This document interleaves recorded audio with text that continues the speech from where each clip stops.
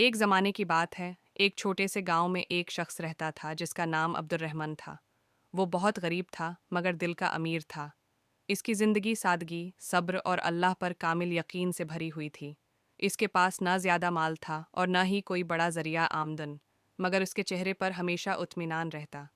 عبد الرحمن ہر روز فجر کی نماز مسجد میں ادا کرتا، پھر قرآن کی تلاوت کرتا اور اللہ کا شکر ادا کرتا۔ لوگ اکثر اس سے کہتے، تم اتنے غریب ہو پھر بھی ہمیشہ خوش کیوں رہتے ہو؟ وہ مسکرا کر جواب دیتا، جس کا رب غنی ہو اسے کس بات کی کمی ہو سکتی ہے؟ ایک سال گاؤں میں شدید قحط پڑ گیا، کھیت سوکھ گئے، کنویں خشک ہو گئے اور لوگوں کے گھروں میں فاقے ہونے لگے۔ عبد الرحمن کی حالت بھی بہت خراب ہو گئی۔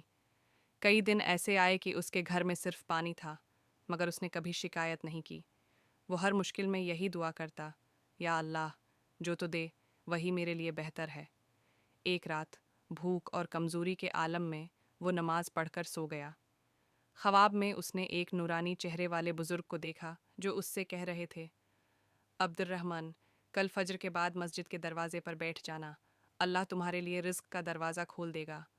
صبح ہوئی، اس نے فجر ادا کی اور مسجد کے باہر بیٹھ گیا۔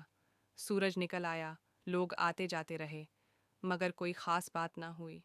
اس کے دل میں لمحہ بھر کو خیال آیا، کہیں یہ محض خواب ہی تو نہیں تھا، مگر فوراً اس نے استغفار کیا اور کہا، یا اللہ، میں تجھ پر بھروسہ کرتا ہوں۔ تھوڑی دیر بعد ایک اجنبی مسافر مسجد کے قریب آیا۔ اس کے چہرے پر پریشانی صاف نظر آ رہی تھی۔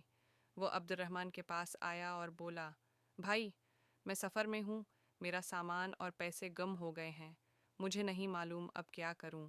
عبد الرحمن کے پاس خود کچھ نہ تھا، مگر اس نے مسافر کو اپنے پاس بٹھایا، پانی پلایا اور دلاسا دیا۔ پھر اس نے کہا، بھائی، فکر نہ کرو، اللہ سب سے بڑا کارساز ہے۔ کچھ دیر بعد اچانک ایک شخص آیا اور اس مسافر کو آواز دی۔ پتہ چلا کہ اس کا سامان مسجد کے اندر محفوظ رکھا گیا تھا۔ مسافر خوشی سے رو پڑا۔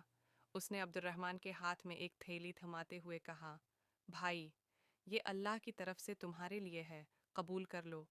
جب عبد الرحمن نے تھیلی کھولی تو اس میں اتنی رقم تھی کہ اس کی کئی مہینوں کی ضرورت پوری ہو سکتی تھی۔ اس کی آنکھوں سے آنسو بہنے لگے۔ اس نے سجدے میں گر کر شکر ادا کیا اور کہا، یا اللہ، تو واقعی سب سے بہتر رازق ہے۔ اس دن کے بعد عبد الرحمن کی زندگی بدل گئی، مگر اس کا دل نہیں بدلا۔ وہ پہلے سے زیادہ عاجز، شکر گزار اور دوسروں کی مدد کرنے والا بن گیا۔ سبق: اللہ اپنے بندوں کو آزمائش میں ڈالتا ضرور ہے، مگر کبھی تنہا نہیں چھوڑتا۔ جو صبر، شکر اور یقین کے ساتھ اللہ پر بھروسہ رکھے، اللہ اس کے لیے غیب سے راستے بنا دیتا ہے۔